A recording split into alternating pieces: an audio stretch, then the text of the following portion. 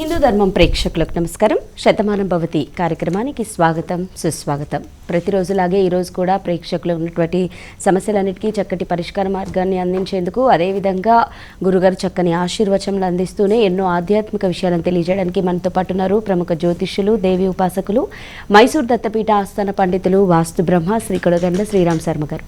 మరి వారితో మాట్లాడి మరిన్ని విషయాలను మాట్లాడుకుందాము. గురుగారితో మీరు కూడా మాట్లాడాలి అనుకుంటే గనక మీరు స్క్రీన్ పై కనిపిస్తున్నటువంటి లైవ్ నెంబర్స్కి కాల్ చేసి వారితో నేరుగా మాట్లాడవచ్చు. గురుగారు నమస్కారం. గురుగారు జై గురు దత్త. శ్రీ గురు దత్త. గురుగారు మరి ప్రతిరోజులాగే ఈరోజు కూడా చక్కని శ్లోకంతో మనం కార్యక్రమాన్ని ప్రారంభిద్దాం. శ్రీ గణేశాయ నమః. శ్రీ సరస్వత్యై నమః.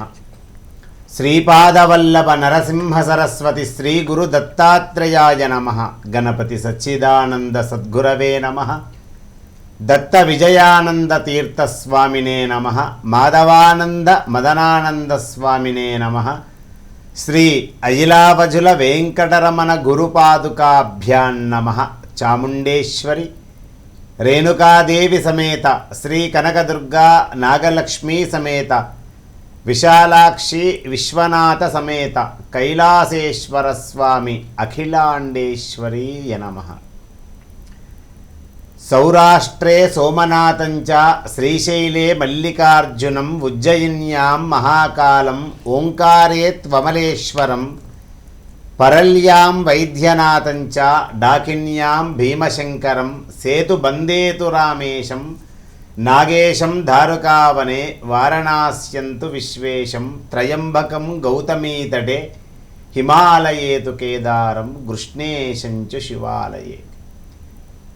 పుణ్యభూమిలో ఉన్నటువంటి 12 జ్యోతిర్లింగాలతో సహా మన కైలాసేశ్వర స్వామి వారికి అనేక సాష్టాంగ నమస్కారములు ప్రణమిల్లుతూ ప్రియ భగవద్బంధువుల కుటుంబములో ఉన్నటువంటి సమస్యలకు పరిష్కారము ఆ దేవదేవుడు చూపించవలసిందిగా స్వామిని వేడుకుంటూ మీ అందరికీ అనేక మంగళాశాసనములు అందజేస్తూ కార్యక్రమంలోకి వెళదాం. అలాగే గురుగారు, మరి ఇక కాలర్స్ వెయిట్ చేస్తున్నారు, కాల్ తీసుకుందాము.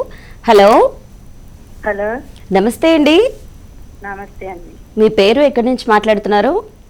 నా పేరు వెంకటలక్ష్మి అండి, పశ్చిమ గోదావరి జిల్లా తణుకు పక్కన పాలింగి నుంచి. ఎవరి గురించి తెలుసుకోవాలమ్మా మీరు? మా పాప గురించి. పాప గురించి కదా. పాప నక్షత్రం చెప్పండి. అశ్విని నక్షత్రం అండి. అలాగే అండి, సమస్య ఏంటో మీరు గురుగారితో మాట్లాడండి. సరే. జై గురుదత్త. జై గురుదత్త, శ్రీ గురుదత్త. గురుగారు మీ పాదాలకు శతకోటి వందనాలు గురుగారు. శివార్పణం. వెంకటలక్ష్మి గారు బాగున్నారు అందరూ? బాగున్నాం గురువుగారు. నిన్న మా పెళ్లి రోజు అయింది గురువుగారు, ఆశీర్వాదం ఎవరా? ఓకే, బిలేటెడ్ అంతే కదా. నిన్న అయ్యిందండి మా పెళ్లి రోజు. ఎన్ని సంవత్సరాలు అయింది? 29 అండి. 29 సంవత్సరాల నుంచి అన్యోన్య దాంపత్యముతో సుఖ సంతోషాలతో ఆయురారోగ్యాలతో దీర్ఘ సౌభాగ్య సిరి సంపదలతో దీర్ఘ సుమంగలిగా 5వ తనము నిండుగా ఉండాలి. ఇంకా ఇలాంటి వార్షికోత్సవములు ఇంకా ఎన్నెన్నో మరెన్నో అలా జరుపుకుంటూ ఉండాలని, షష్ఠి పూర్తి వరకు అలాగే సహస్ర చంద్ర దర్శనం వరకు కూడా ఈ పుణ్య దంపతులు ఎప్పుడూ బాగుండాలని మనస్ఫూర్తిగా అనేక ఆశీర్వచనాలు. వెంకటలక్ష్మి గారు, మీకు ప్రశ్న. రాలేదు, నిన్న కాల్ చేశాను గురుగారు, నిన్న మీరు లైవ్కి రాలేదు. అవునమ్మా, నిన్నటి రోజు మన కైలాసపురంలో మన ఆలయంలో దేవాలయం నిర్మాణము ప్రారంభమవుతుంది కదా. తిరుమల క్షేత్రము నుంచి అలాగే మిగతా చోట్ల నుంచి ఇంజనీర్స్ వచ్చారమ్మా. ఇంజనీర్స్ వచ్చారు. వాళ్ళ సమక్షంలో ఎన్నో కార్యక్రమాలు జరిగాయి. దేవాలయం ఎలా ప్రారంభించాలి, ఏ స్టోన్ వాడాలి, లేదా సివిల్లో వెళ్ళామా అని నిన్న పూర్తిగా ఉదయము 8 గంటల నుంచి సాయంత్రం 8 గంటల వరకు మన కైలాసపురంలో అందరి ఇంజనీర్ల సమక్షంలో గొప్ప వేదికగా ఒక మీటింగ్ జరిగిందమ్మా. అక్కడ ఉన్నాను తల్లి. ఎప్పటి నుంచో కైలాసపురం రావాలని గురువు గారు. స్టార్టింగ్ లో ఏదో మాకు తోచింది ఒక ఇటుకి సాయం చేసాం స్వామికి అంతే. అంతేనమ్మా, అంతే. రండి, ఇప్పుడు మనకు షోడశ సోమవార వ్రతము ఆరంభమైంది కదా. లాస్ట్ వారానికి వద్దామనండి. ఇంకా లాస్ట్ వారం వరకన్నా ప్రయత్నం చేయండి తల్లి.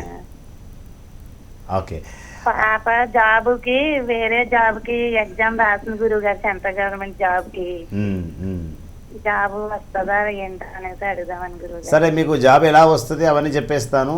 మీకు ప్రశ్న అడుగుతాను, మంచి సమాధానం చెప్పండి ముందుగా. ఓకే? అలాగే గురువు గారు. మనకు ప్రత్యక్ష దైవాలలో ఒక దైవము ఒక క్షణము కూడా విరామం తీసుకోకుండా మనకు దర్శనమిస్తూ ఉంటారు.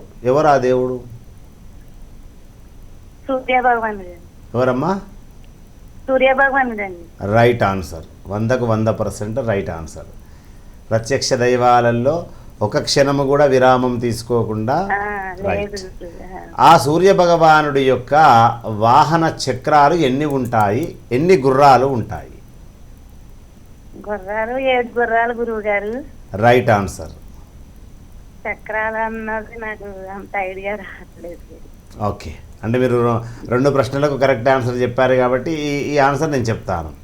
ఎందు గురించి అంటే సూర్యనారాయణమూర్తి ఏకచక్రంపై, ఒకటే చక్రం ఉంటుందమ్మా, ఒకటే చక్రంపై 7 అశ్వములతో వాహనము అలా ప్రయాణము చేస్తూ ఉంటాడు. ఒక దిక్కు ఉదయిస్తూ ఉంటాడు, ఒక దిక్కు అస్తమిస్తూ ఉంటాడు సూర్యనారాయణమూర్తి. కరెక్ట్ ఆన్సర్ అమ్మ. మనస్ఫూర్తిగా ఆశీర్వచనము.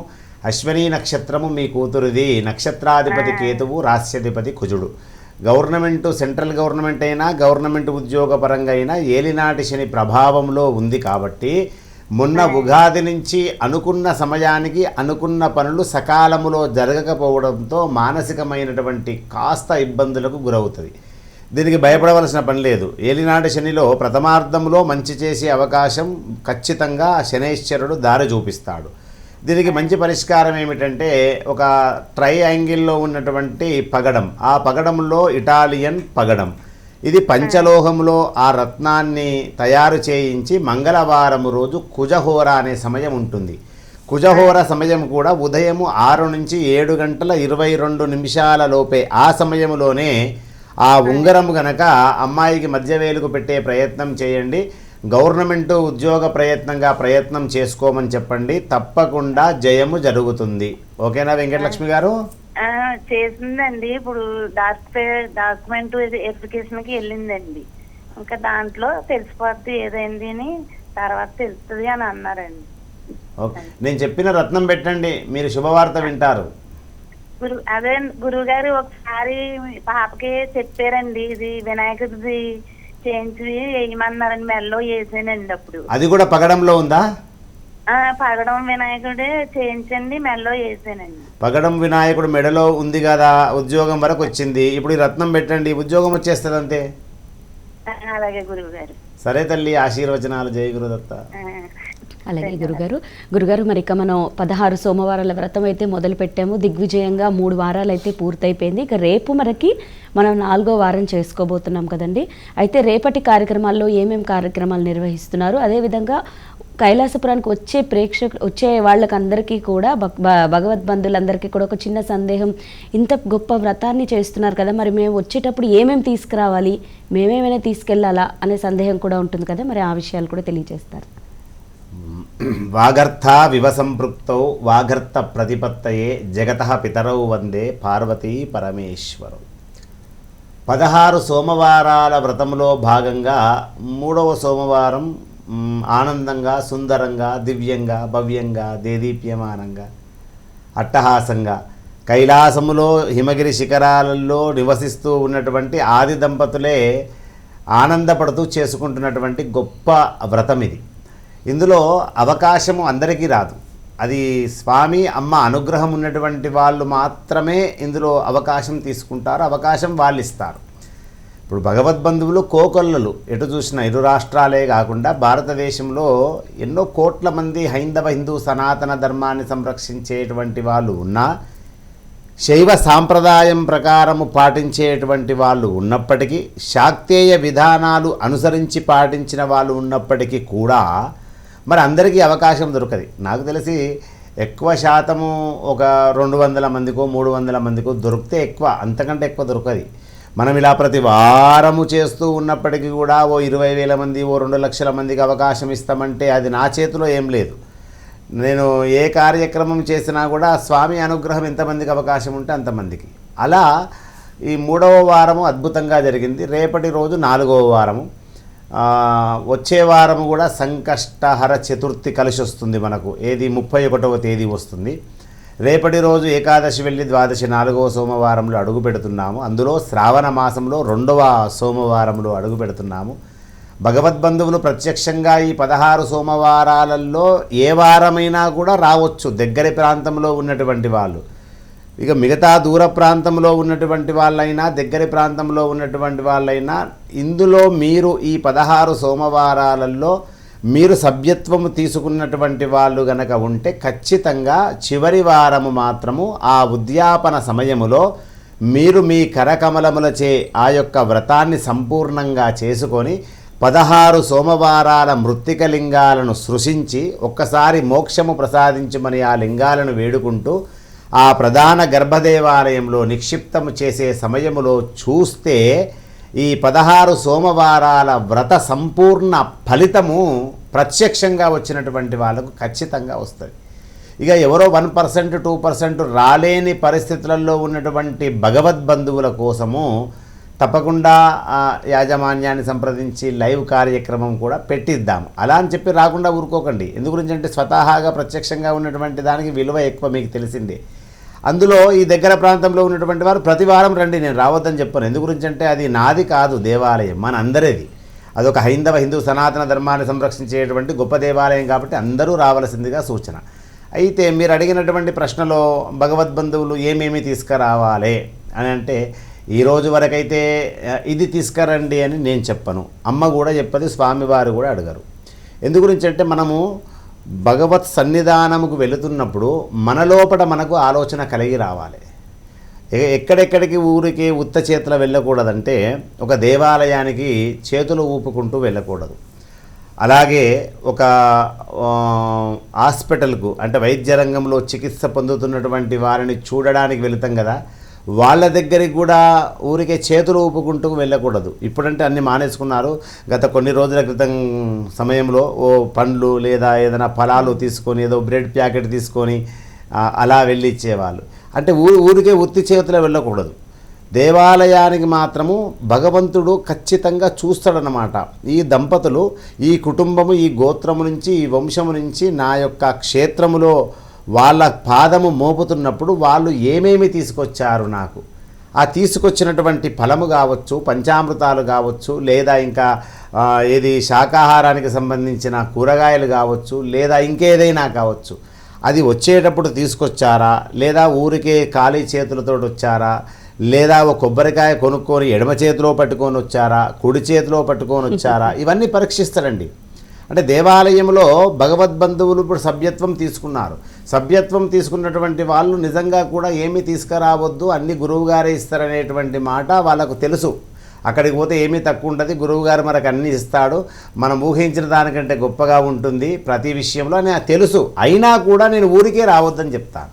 నీ స్తోమత ఒక ఫలం ఉంది, ఒక ఫలం తీసుకోండిరా, ఒక డజన్ అరటి పండ్లు తీసుకోండిరా, ఒక నారికేలం, నీకు స్తోమత అంతే ఉంది, ఒక నారికేలం తీసుకోండిరా, లేదా ఒక 10 మందికి భోజన సంతర్పణంలో నీకు అవకాశం కలిసి వచ్చింది, బియ్యమో పప్పో ఉప్పో కాయనో లేదా ఏదైనా పెరుగో ఏదైనా కూరగాయలో ఏదో ఒక ద్రవ్యము తీసుకొని వచ్చి మరి తీసుకొని రాగానే అందరి ముందు నేను తెచ్చినా అని చూపించడం అనుకో, ఇక దానికి మించిన పాపం ఇంకొకటి లేదు. కాబట్టి అక్కడ ఎవరు ఏమి తేకున్నా కూడా ఈశ్వర ప్రసాదం, అమ్మ ప్రసాదం ఎప్పుడూ రెడీ ఉంటుంది వసుంధర గారు.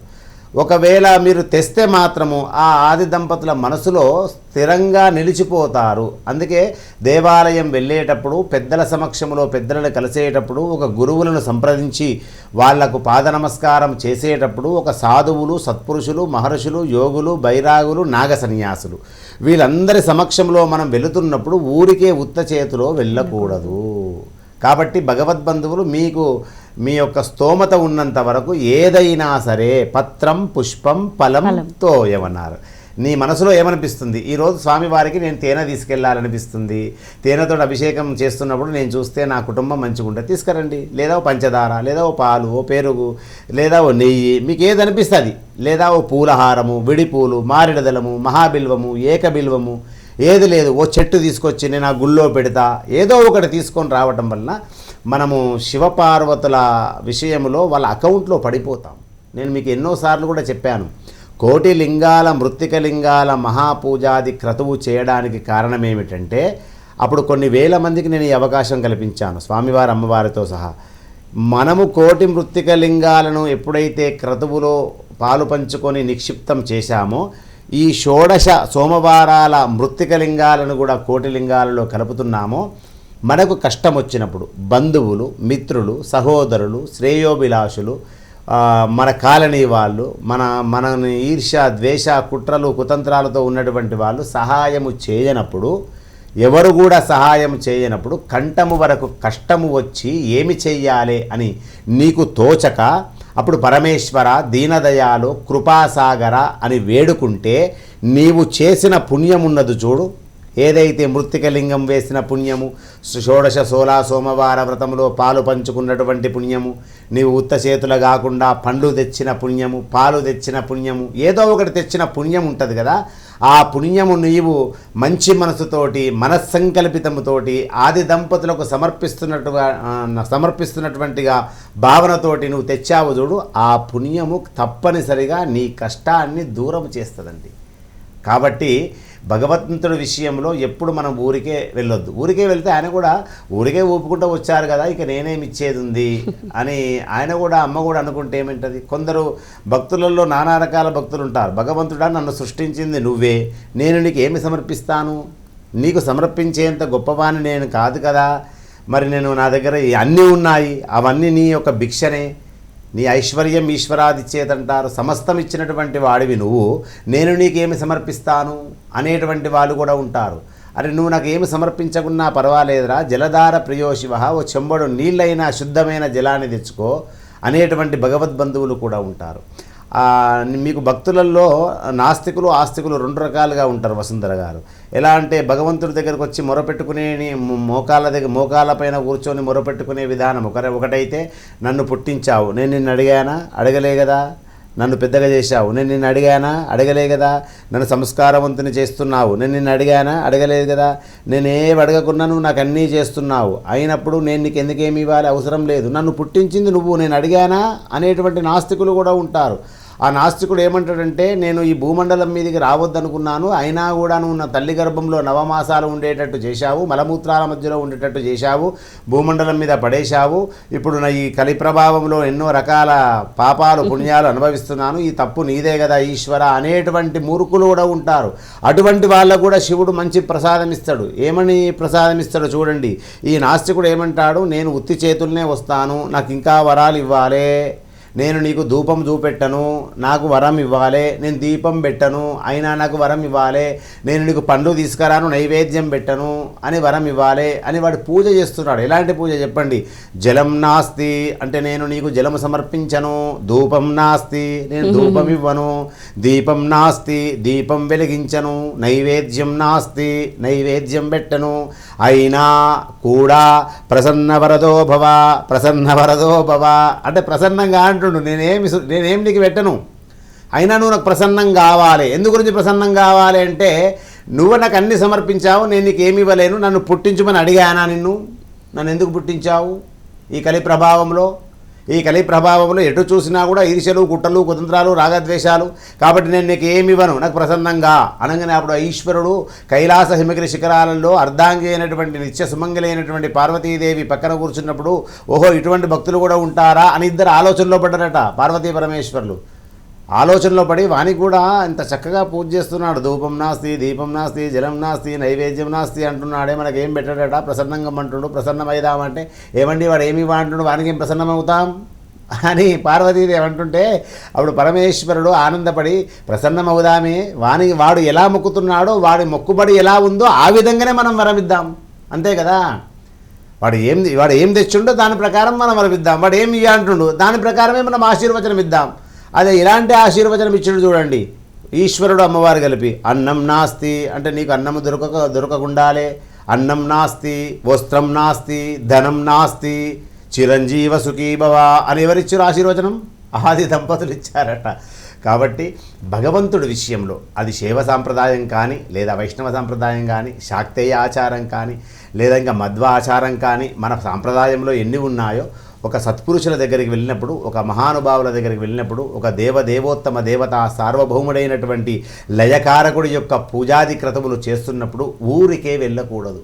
ఒకవేళ నువ్వు మర్చిపోయి వెళ్ళినా కూడా తెలియకుండా, ఎవరు చూడకుండా ఆ స్వామికి ఏదన్నా సమర్పించేసి, ఓ రూపాయో, 5 రూపాయలు, 10 రూపాయలు, నీ సొంత 50, 500, 1000, 5000 నీకు తోచినంత సమర్పించి, అయ్యా నన్ను క్షమించు, నీ యొక్క క్షేత్రంలో ఆది దంపతుల క్షేత్రంలో అడుగుపెట్టాను, నేను మర్చిపోయాను, అన్యదా భావించకండి, అన్యదా శరణం నాస్తి త్వమేవ శరణం మమ తస్మాత్ కారుణ్య భావేన రక్ష రక్షో పరమేశ్వర అని తెలియకుండా అలా వదిలిపెట్టేసే స్వామివారి దగ్గర.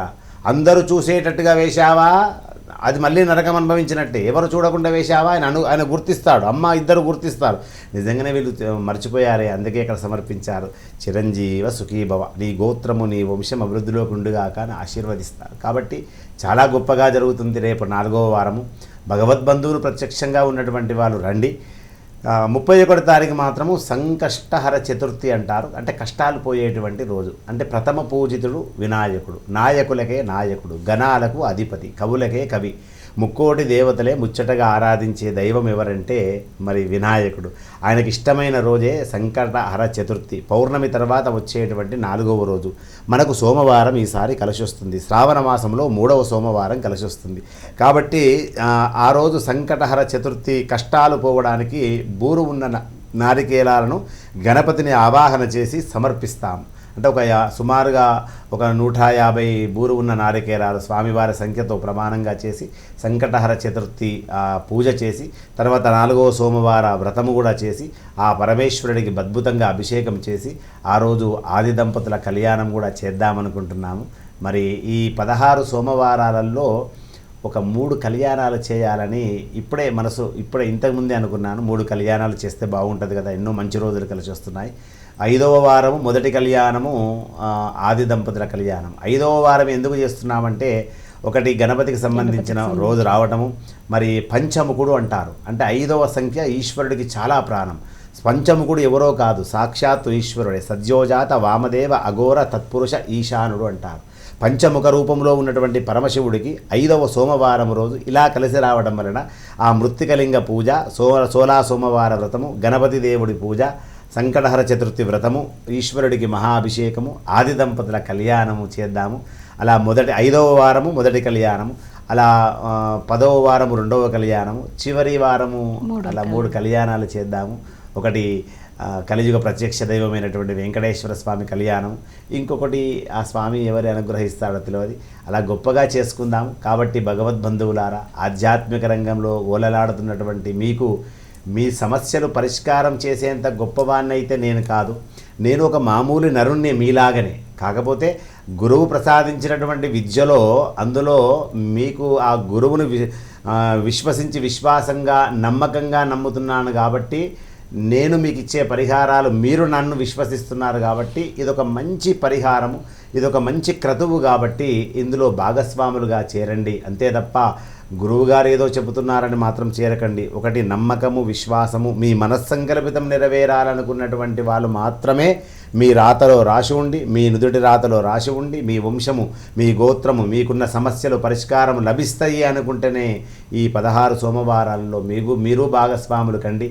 తప్పకుండా భగవంతుడికి ప్రసాదం ఏదైతే మనం ఇచ్చామో అది ఊరికే పోదమ్మ. ఒక కొబ్బరికాయ కొట్టినా కూడా భగవంతుడు తీసుకోడు. ఒక కొబ్బరికాయకు 10 కొబ్బరికాయల ఫలితం ఆ స్వామి తప్పనిసరిగా మనకు ఇస్తాడు. మీకు ఎలా ఇస్తాడో చిన్న మాటగా చెప్పి ముగిస్తాను. ఒక అద్భుతమైనటువంటి అమ్మవారు నివసించేది ఎక్కడ నివసిస్తుందంటే పాల సముద్రంలో నివసిస్తుంది. అందుగురించి అమ్మవారి శ్లోకంలో లక్ష్మీం క్షీర సముద్ర రాజతనయామంటారు. ఇప్పుడు పాల సముద్రంలో మనం వేసేటప్పుడు ఒక బాల్ వేసామనుకోండి, ఆ వేసేటప్పుడు ఉత్త బాలే వెళ్తుంది, కానీ తీసేటప్పుడు మాత్రము ఆ బాలకు మీగడతో సహా పాలతో సహా అన్నీ తీసుకొని వస్తుంది కదా. అంటే ఆ సముద్రంలో పడ్డ తర్వాత మళ్ళీ పడ్డట్టు రామ్ బయటికి. ఆ లక్ష్మీదేవి ఆ అమ్మవారు ఏమిస్తుందో అది తీసుకొని వెంట పెట్టుకొని వస్తాం. అలాగే కైలాసపురంలో మీరు సభ్యత్వం తీసుకుంటే ఆ కైలాసపురంలో మీరు ఎప్పుడైతే చేరుతారో ఆ సముద్రంలో మీరు పడతారో తప్పకుండా ఆది దంపతులు మిమ్మల్ని ఊరికే వదలరు. మీకు కావలసింది మీ యొక్క కష్టానికి సంబంధించిన ప్రతిఫలము తప్పకుండా నివారణ చేయించే మార్గము ఆశీర్వచనం ఇచ్చే పంపిస్తారు. అలా విశ్వాసం పెట్టుకొని ఇంత అద్భుతమైనటువంటి కార్యక్రమంలో మీరు భాగస్వాములు కండి. ఎందరో మహానుభావులు ఎన్నో చేస్తూ ఉంటారు. కాబట్టి ఇంత చక్కటి కార్యక్రమానికి మీరు, మీ బంధువులు, మిత్రులు, సహోదరులు, శ్రేయోభిలాషులు ఒకరొకరు ఈ సహాయం చేసుకోండి. ఎందు గురించి అంటే అబ్బా మనమే చేసుకుందామే, పక్క వాళ్ళకి చెప్పొద్దు, పక్క వాళ్ళకి చెప్తే ఈ ఫలితం తొందరగా వాళ్ళకైతే వాళ్ళు మంచిగా అవుతారు అనుకోవద్దు. ఎందు గురించి అంటే ఇది అందరికీ సహాయపడేటువంటి మంచి కార్యక్రమం. నేను మళ్ళీ చేస్తానని చెప్పలేను. కైలాసపురం స్టార్ట్ అయినప్పటి నుంచి ఇప్పటివరకు చేయలేదు, ఇప్పుడే చేస్తున్నాను. మళ్ళీ ఇది 3 సంవత్సరాలు చేస్తున్నా, 5 సంవత్సరాలు చేస్తున్నా. అది స్వామి అనుగ్రహం మీద ఆధారపడి ఉంటుంది. అంతే తప్ప డబ్బులు ఉండగానే అన్ని పనులు కావమ్మా. డబ్బులు ఉండగానే అన్ని పనులు అసలే కావు. కాబట్టి ఏ సమయానికి ఏది కావాలనేది అది ఈశ్వరుడి ఆజ్ఞ. అందుకే మీకు సామెత ఉంటుంది చూడండి, శివుడి ఆజ్ఞ లేనిది ఊరికే అని లేదు కదా. కాబట్టి ఇంత చక్కటి కార్యక్రమంలో ప్రతి ఒక్కరు భాగస్వాములు కండి. అందరూ రండి. ప్రతి వారము 16వ సోమవారం మాత్రము అందరూ రావాల్సిందిగా మంచి మనసుతోటి. ఆ రోజు కార్తీక పౌర్ణమి శుభ సందర్భంగా అద్భుతంగా 1,000,000 ఒత్తులు కూడా వెలిగించే ప్రయత్నం చేద్దాము. 1,000,000 ఒత్తులు వెలిగిద్దాము. ఆ 1,000,000 విద్యుత్ కాంతులలో ఆ స్వామివారిని, అమ్మవారిని ఆహ్వానిద్దాము. అద్భుతంగా కార్తీక పౌర్ణమి వేడుకలు జరుపుకుందాము. ఈ ఉద్యాపన కార్యక్రమం చేసుకుందాము. ఎన్నో మంచి కార్యక్రమాలు చేసుకుందాము. ఇది ఒక శివ పరివారంలో ఉన్నటువంటి మనందరము ఒక వసుదైక కుటుంబంలాగా కలిసేటువంటి ఒక అద్భుతమైనటువంటి ఘట్టంగా మీరందరూ ఊహించుకొని మంచి మనసుతోటి కైలాసపురము ఆది దంపతుల తరపున మా దంపతులం ఇద్దరమి ప్రతి ఒక్కరికి స్వాగతం, సుస్వాగతం. అంతే తప్ప అక్కడ ఏదో మీరు ఇవ్వాలి, మీరు ఇస్తేనే నడుస్తుంది, మీరు తప్పకుండా ఇవ్వాలి అనేటువంటి మాట నా నోటి నుంచి రాదండి. నేను ఈ రోజు నుంచి ప్రారంభించిన రోజు నుంచి కూడా ఈ రోజు వరకు నాకు ఇది ఇవ్వండి, దేవాలయానికి మీరు ఇది సహాయం చేయండి, దేవాలయం అభివృద్ధికి మీ వంతుగా మీరు ఇది ఇవ్వండి అని నేను ఈ రోజు వరకు అడగలేను, రేపు అడగను, రాబోయే రోజులలో నా నోటి నుంచి ఆ ఒక్క మాట మాత్రం రాదండి. ఎందు గురించి రాదంటే అన్నీ సమర్పించే ఆది దంపతులు వాళ్ళు బిచ్చగాళ్ళు కాదండి, మనము బిచ్చగాళ్ళం. క్లారిటీ మాట్లాడుకోవాలి. భవతి భిక్షాందేహి అని మనము ఒడి పట్టుకొని ఎవరికి అడుగుతాం? అమ్మకి అడుగుతాం, అంతే కదా. మరి అటువంటి వాళ్ళ దేవాలయం నిర్మాణం చేసేటప్పుడు ఏదో చందా బుక్కులు కొట్టించుకొని నేను మీ ఇంటికి వస్తున్నానండి, నేను అమ్మ గురువుగారు వస్తున్నారు లేరని చెప్పుదాం అనేటువంటి భయం ఎందుకండి. కాబట్టి నేను ఇప్పటివరకు ఎన్ని క్రతువులు, ఎన్ని యజ్ఞయాగాదులు చేసినా కూడా నేను ఒక్కరి ఇంటికి వెళ్ళి నాకు సహాయం చేయండి అని నేను అడగలేదు. అయినా కూడా నాతో పాటు ప్రయాణం చేస్తున్నటువంటి భగవద్ బంధువులు మన గురువు గారు చేసే దాంట్లో ధర్మం ఉంటుందని చెప్పి వాళ్ళంతలా వాళ్ళు ముందుకు వచ్చి ఇప్పటిదాకా నన్ను నడిపిస్తున్నారంటే అదే ధర్మం అండి. మనస్ఫూర్తిగా అందరికీ స్వాగతం. గురుగారు కాలర్స్ లైన్లో ఉన్నారండి, కాల్ తీసుకుందాము. హలో, నమస్తే అండి. మీ పేరు ఎక్కడి నుంచి మాట్లాడుతున్నారు? నా పేరు మంజుల మేడం, బాలనగర్ చింతల్ మేడం. ఎవరి గురించి తెలుసుకోవాలమ్మా మీరు? మా ఆయన గురించి మేడం. వారి నక్షత్రం చెప్పండి. లేదు మేడం. గురుగారితో మాట్లాడండి. అమ్మగారు జై గురుదత్త. జై గురుదత్త, శ్రీ గురుదత్త. మన కైలాసేశ్వర స్వామికి శతకోటి వందనాలు గురువు గారు. స్వామి అనుగ్రహం, అమ్మ దయ మీ పైన ఉండాల తల్లి. శుభం తల్లి. అడగండి మంజుల గారు. మా ఆయన గురించి గురువు గారు. మీ ఆయన గురించి మొన్న చెప్పాను కదా మంజుల. గురువు గారు చా అక్షరం వస్తుంది గురువు గారు. చానా చేనా? చా చంద్ర, మన ఉదయించే సూర్యుడు అయితే అస్తమించే దేవుడి పేరు. అమ్మో. గురువుగారు మా ఆయన గురించి పెళ్లి రోజు ఆశీర్వచనం ఇచ్చిరు గురువారు. ఆ రోజు ఏం చెప్పలే గురువు గారు. మరి ఆశీర్వచనం అయితే దొరికింది కదమ్మా, అంతకంటే గొప్పది ఏం కావాలి చెప్పండి. గురువు గారు ఫస్ట్ మీరే గురువు గారు. ఇన్ని సంవత్సరాల సంతి నేను అదే సంతోషపడ్డా గురువు గారు. ఎప్పుడు మీ కుటుంబం బాగుండాలమ్మా. అంటే వాస్తవానికి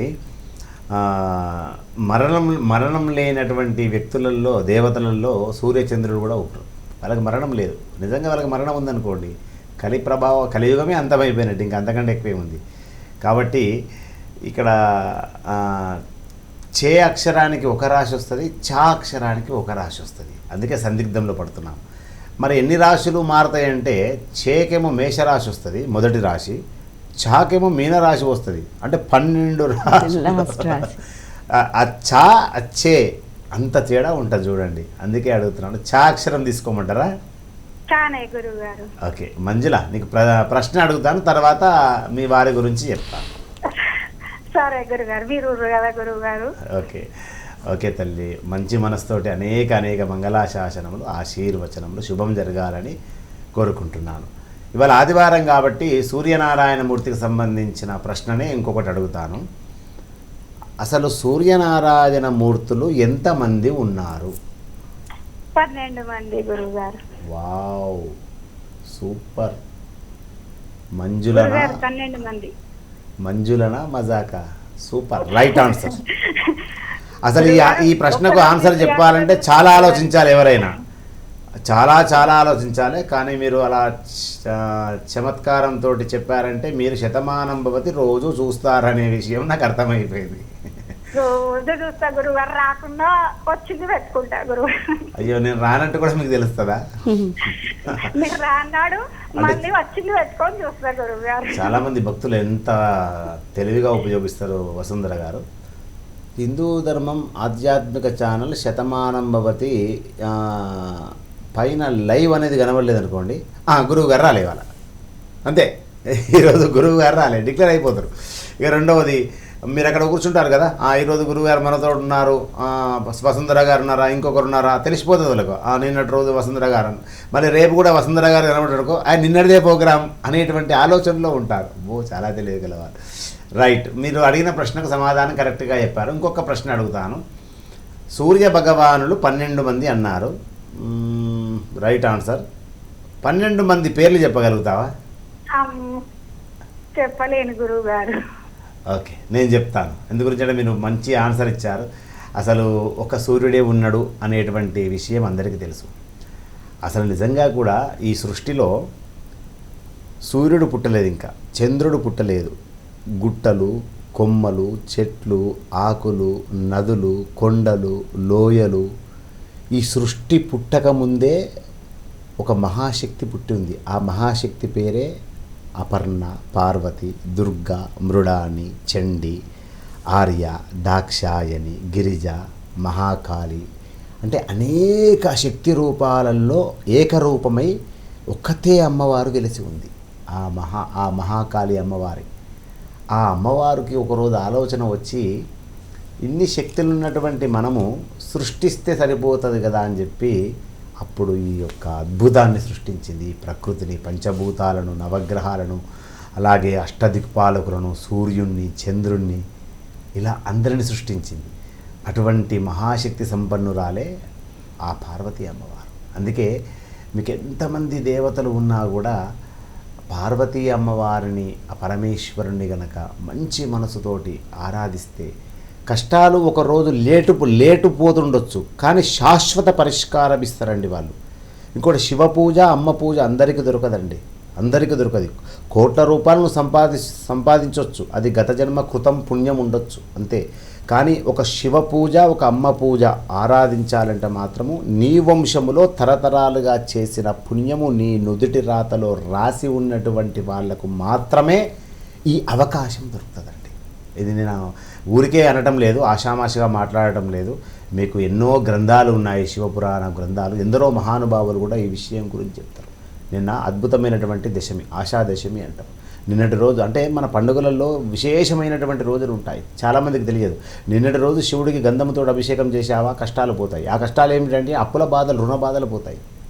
అంటే ఇప్పుడు మనకు యూట్యూబ్స్, ఇన్స్టాగ్రామ్లు వచ్చినాయి కాబట్టి చాలామంది చూస్తున్నారు, చేస్తున్నారు. అలాంటి అద్భుతమైనటువంటి దేవతలలో సూర్యుడు ఒకటే సూర్యుడని తెలుసు అందరికీ. కానీ 12 మంది సూర్యులను సృష్టించినటువంటి head of the department, supreme power ఎవరంటే ఆ మహాతల్లి. ఆ మహాతల్లి ఎక్కడ కూర్చుంటుంది? దివ్య మణిమయ ఖచ్చిత విరాజితమైనటువంటి బంగారు సింహాసనములో కాలు మీద కాలు వేసుకొని కాలి గోటిలో ప్రపంచాన్ని చూస్తూ శాసిస్తుందన్నమాట. అటువంటి మహాశక్తి. ఆ 12 మంది సూర్యులను ఎందు గురించి సృష్టించిందంటే, ముందు 12 మంది పేర్లు తెలుసుకుందాం. నేను కూడా మర్చిపోవచ్చు, అయినా ప్రయత్నం చేస్తాను. ఎంత ప్రయత్నం చేసినా నేను శతమానం భవతి కార్యక్రమంలో ఈ ఆసనం పైన కూర్చున్న తర్వాత నేను ఓడిపోతానంటే నా గురువు ఒప్పుకోడు.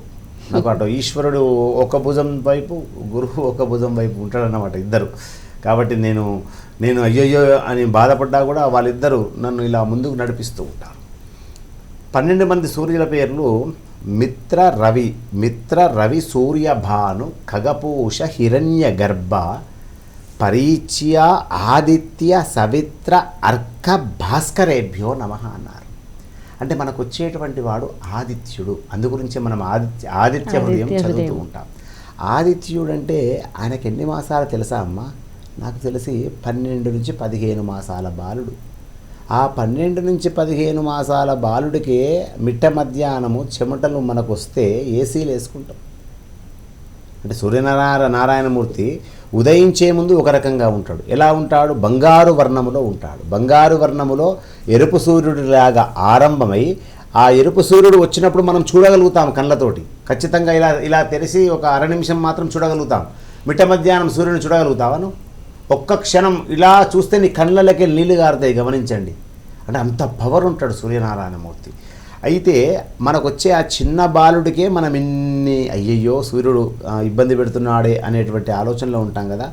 ఆయన ఒక్కరోజు విరామం తీసుకుంటే ప్రపంచమంతా అతలాకుతలమై ఆగమైపోతుంది. క్రిములు కీటకాలు ఉద్భవించి లక్షలుగా క్రిములు కీటకాలు పెరిగిపోయి వ్యవస్థ అంతా అతలాకుతలమవుతుంది.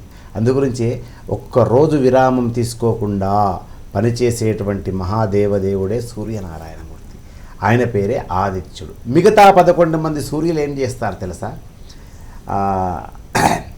అమ్మవారి నివాసం ఉంది కదా, దివ్య మణిమయ ఖచ్చిత విరాజితమైనటువంటి ఆ సింహాసనం ఉన్నటువంటి మణిపురములో నివసిస్తున్నటువంటి ఆ తల్లికి ఈరోజు మనము ఈ యొక్క స్టూడియోలో కూర్చొని ఇంత అందంగా లైవ్లో ఇక్కడ మాట్లాడితే లండన్లో చూస్తున్నారు, ఇక్కడ మాట్లాడితే కాకినాడలో చూస్తున్నారు, ఇక్కడ మాట్లాడితే కరీంనగర్లో చూస్తున్నారు కదా.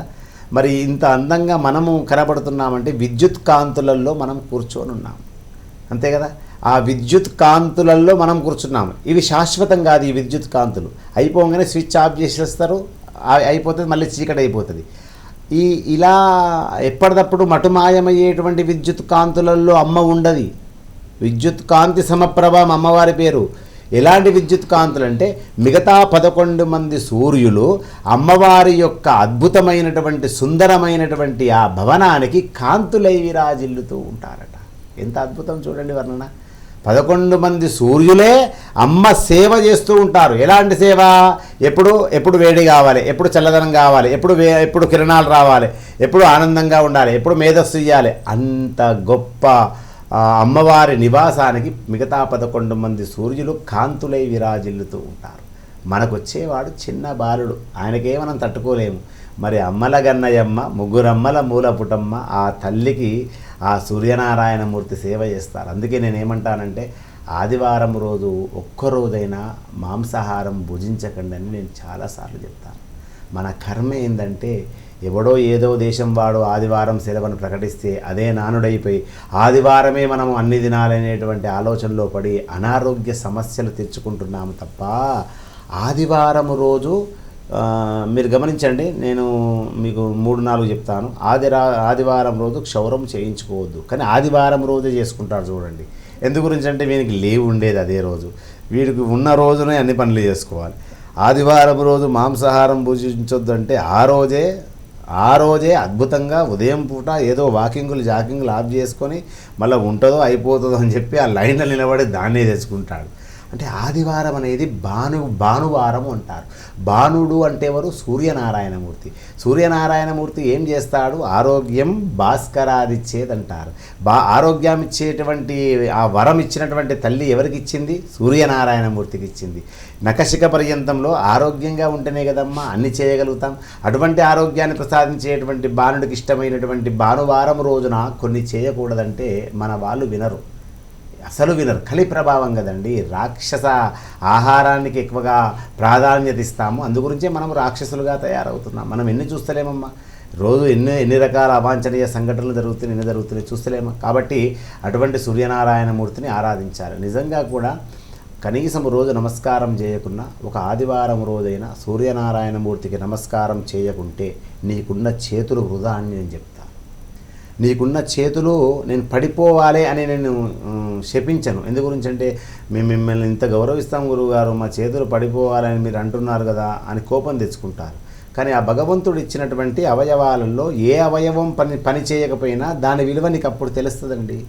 పక్షవాతం వచ్చి ఓ చేయి పడిపోయింది అనుకోండి, అప్పుడు దీని విలువ తెలుస్తుంది వసుంధర గారు, అంతేనా కాదా?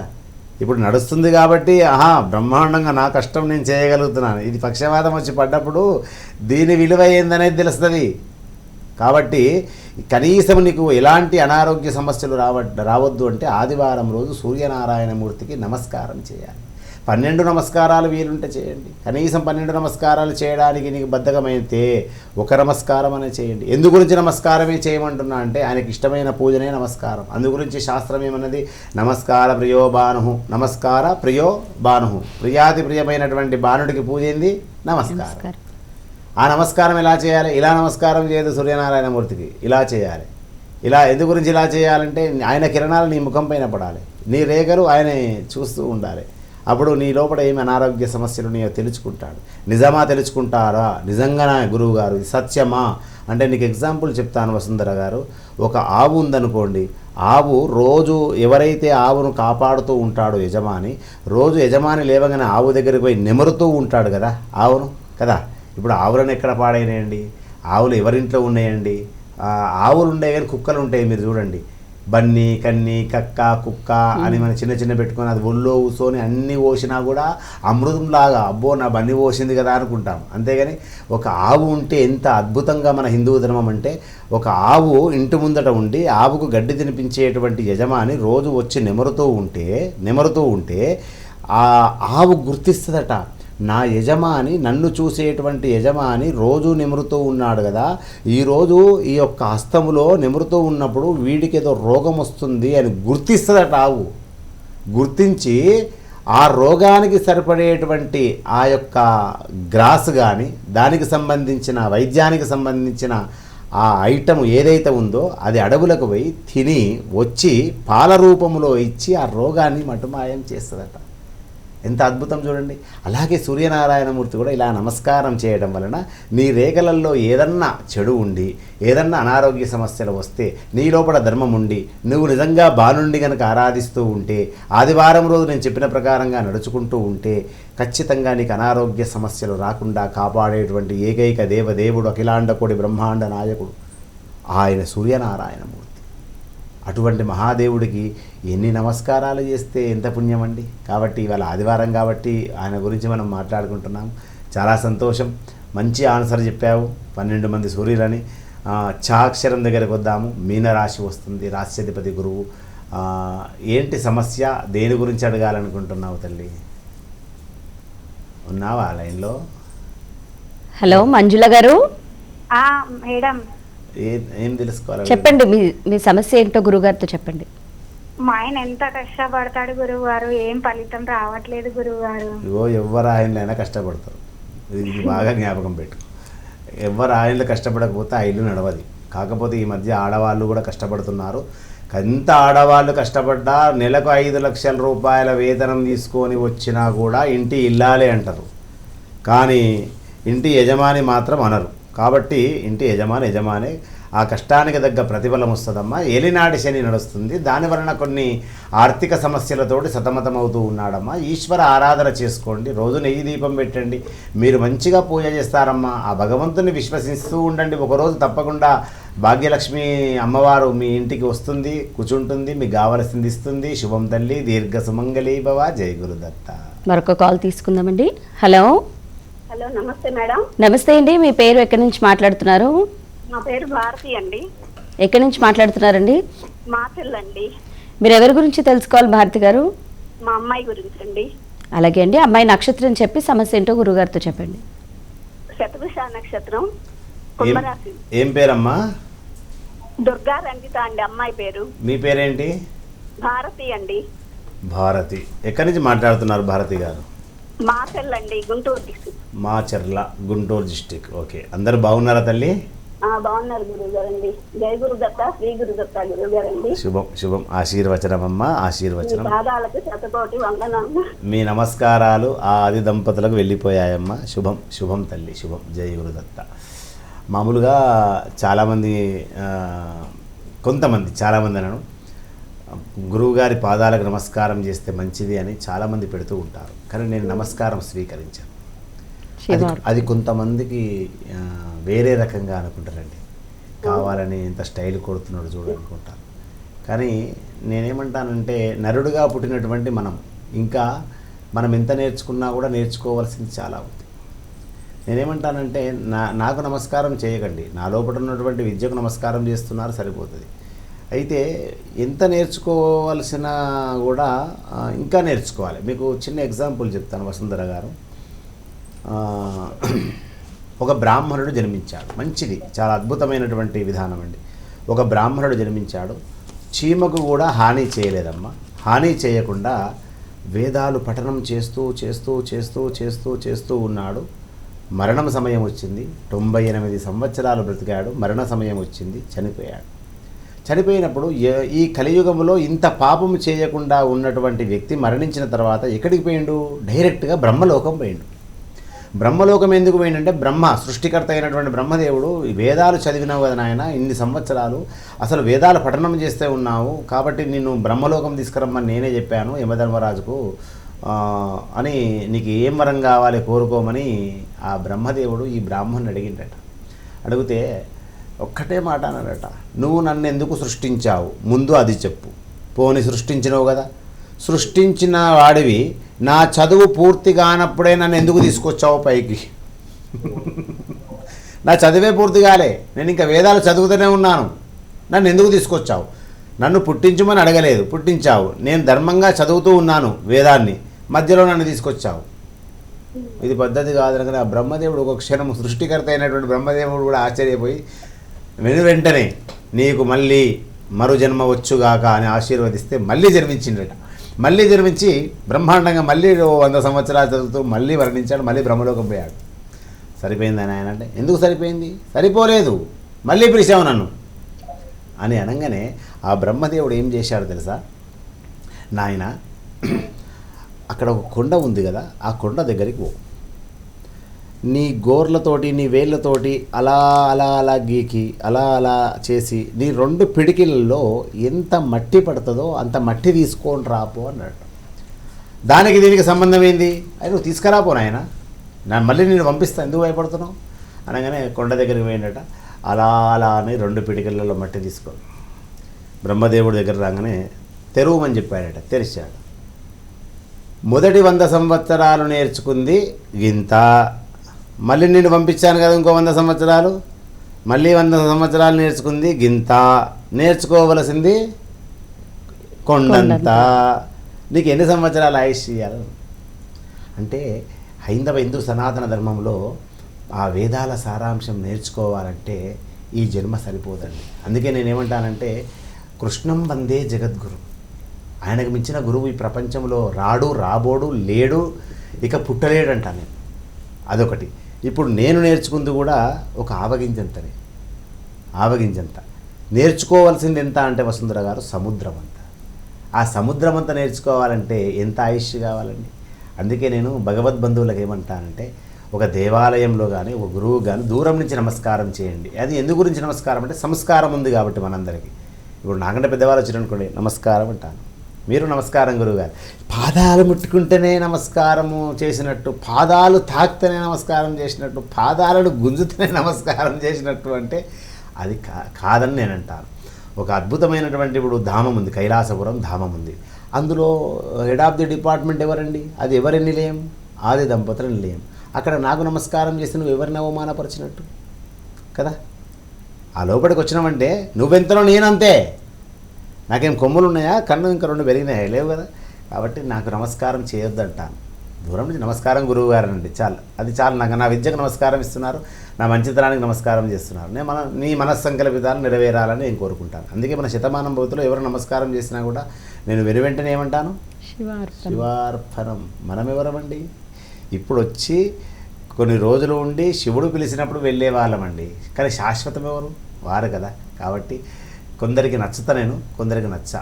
ఒకరికి నచ్చినా ఒకరికి నచ్చకున్నా నా పద్ధతులు మార్చుకోమంటే మాత్రం నా నుంచి కాదు. కాబట్టి భగవద్బంధువులు ఎప్పుడు నమస్కారం చేయాలి గురువుకి నేను చెప్తాను కొన్ని విషయాలను. ఇప్పుడు నేను పూజాది క్రతువులో ఉన్నాను. అద్భుతంగా మీ ఇంటికి నన్ను ఒక గురువుగా పిలిచారు. ఆ పూజ నేను చేశాను. ఖచ్చితంగా దండం పెట్టండి. ఎందు గురించి అప్పుడు దండం పెట్టాలి అని మీరు అడగొచ్చు. ఉత్తప్పుడు పెట్టించుకోగానే అప్పుడు ఎందుకు పెట్టాలి అంటే, అప్పుడు నేను ఒక అర్చకుడిలాగా వెళ్తాను, అంటే మంత్రం చెప్తాను. అప్పుడు నేను ఎవరితో సమానము? విష్ణుమూర్తితో సమానము. అర్చకస్య హరిస్సాక్షాత్ అన్నారు కదా, ఊరికే అనలే కదా. అందుగురించి ఆ సమయంలో దండం పెట్టండి. కాబట్టి మనస్ఫూర్తిగా భగవద్బంధువులకు అనేక ఆశీర్వచనాలు. కృష్ణ పరమాత్ముడు గొప్పవాడు, ఈశ్వరుడు గొప్పవాడు, ఏడుకొండలవాడు గొప్పవాడు, శక్తి మహాశక్తి సంపన్నురాలు పార్వతీ దుర్గా అమ్మవారు గొప్పది. వాళ్ళకి నమస్కారం చేయండి, వాళ్ళకి దారి చూపిస్తారండి. నీ కర్మలో ప్రతిఫలం దొరికేది నా దగ్గర ఉంది అంటే నిజంగా నీవు చేసిన పుణ్యము దాగి ఉంటే భగవంతుడే దారి చూపించి నా దాకా తీసుకొస్తాడు. లేదు నీ దగ్గరనే ఆ పరిష్కారం ఉందనుకో, నీ దగ్గరికి తీసుకొస్తాడు. అంతే, ఆ పరిష్కారం దొరికే వరకు మనము సాధన చేస్తూ ఉండాలంటాను. కాబట్టి భగవద్బంధువులారా అనేక ఆశీర్వచనాలు. వారు లైన్లో ఉన్నారా వసుంధర గారు? హలో హలో మేడం, నక్షత్రం ఏమన్నారు? నక్షత్రం కుంభరాశి. ఏం తెలుసుకోవాలమ్మా? అమ్మాయి వివాహం 16 సోమవారాల కార్యక్రమంలో మీరు పాలుపంచుకున్నారా? రాలేదు గురుగారండి. మీరు అంటే నేను అన్యదా భావించకండి, మీకు ఇష్టమైతేనే చేరండి, కానీ అందులో చేరిపోండి. అంటే ముడుపు పూజకు వచ్చారంటే మీకు తప్పకుండా మీ మనస్సంకల్పితం నెరవేరుతుంది. ఈ శ్రావణ మాసం దాటదమ్మా, తప్పకుండా మీరు ఈ 16 సోమవారాలలో చివరి వారం తప్పకుండా రండమ్మా. మీ అమ్మాయి వివాహం నా బాధ్యత. మీకు మంచి అల్లుడు గొప్పవాడు దొరుకుతాడు, మా బాధ్యత అమ్మ. కొంచెం అబ్బాయిని ఇష్టపడుతున్నాను అంటుందండి.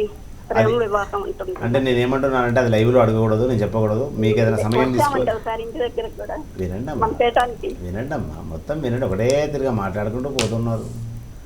మీకు ఏదైనా సమస్యకు పరిష్కారం రావాలంటే ఒక ఆడపిల్ల జీవితం కాబట్టి మళ్ళీ ఒకసారి పీఠానికి రండి, మనం కూర్చొని మాట్లాడుకుందాం. జై గురుదత్త. సరే గురుగారండి. అలాగే గురుగారు, మరి ఈనాటి కార్యక్రమంలో అయితే మనం ఈరోజు ఆదివారం సందర్భంగా సూర్య భగవాన్ గురించి మాట్లాడుకుంటూనే మరి మన కైలాసపురం గురించి కూడా ఎన్నో విషయాలను తెలియజేసుకున్నాము. అదేవిధంగా ప్రేక్షకులకు ఉన్నటువంటి సమస్యలకు కూడా మీరు చక్కని పరిష్కారం కూడా అందించారు కదా గురుగారు, ధన్యవాదాలు. ప్రియ భగవద్బంధువులకు అనేక మంగళాశాసనములు, ఆశీర్వచనములు శుభం జరగాలని కోరుకుంటూ జై గురుదత్త, శ్రీ గురుదత్త, జై జవాన్, జై కిసాన్. వీక్షించారు కదండి ఈనాటి కార్యక్రమం. మరి అదేవిధంగా మనం 3 వారాలు పూర్తి చేసుకొని రేపు 4వ వారంలోకి అడుగు పెడుతున్నామండి. ఇంకా సభ్యత్వం తీసుకొని వాళ్ళు ఎవరైనా ఉన్నట్లయితే కనుక మీరు సభ్యత్వం తీసుకోవచ్చు. ఇంకా మనకి 11 వారాలు అయితే ఉంది కాబట్టి మీరు ఎవరైనా కూడా సభ్యత్వం తీసుకొని వాళ్ళు ఉన్నట్లయితే ఖచ్చితంగా సభ్యత్వం తీసుకోండి. లేదు అనుకుంటే కనుక చివరి వారం 16వ వారం ఎవరైతే రావాలనుకుంటున్నారో 16వ వారం ఉద్యాపన ఉంటుంది కాబట్టి మీరు ఖచ్చితంగా ఆ వారం అయితే రాగలరు. మరి ఇది వాళ్ళ మన శతమానం భవతి కార్యక్రమం. మళ్ళీ మరొక కార్యక్రమంతో మేము ముందు ఉంటాము. అంతవరకు సెలవు, నమస్తే. శతమానం భవతి.